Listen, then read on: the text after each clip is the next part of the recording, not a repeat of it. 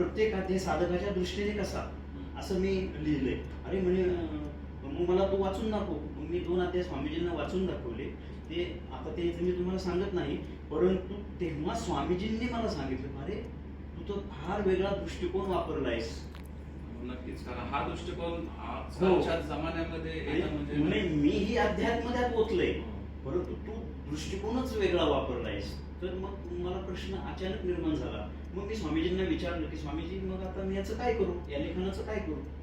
तर स्वामीजींनी माझ्या अंतरंगातला तो प्रश्न ओळखला की हा विसर्जन करणारा या नंदीला जाऊन. मग स्वामीजी मला म्हणाले की तू एक काम कर, की तुझे लिखाण तुर्तास बाजूला ठेव, पुढे काळाच्या ओघामध्ये त्याचं प्रकाशन होईल, आणि एवढंच नाही तर तुझ्याकडून अजून खूप लिखाण व्हायचंय.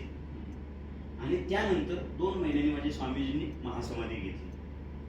मला ह्या दृष्टिकोनाविषयी तुम्हाला हे सांगायचं होतं. आता तुम्ही मला हा प्रश्न विचारलाय की या आध्यात्मिक क्षेत्रात बद्दल आणि तुमच्याबद्दल थोडी माहिती सांगावी, तर याविषयी मी फारसं काही सांगू इच्छित नाही.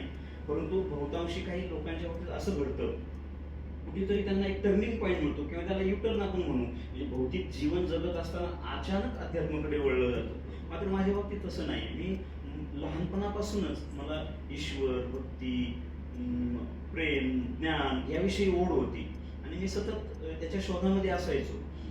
स्वामीजींकडे अनुग्रहित मी 2005 साली झालो.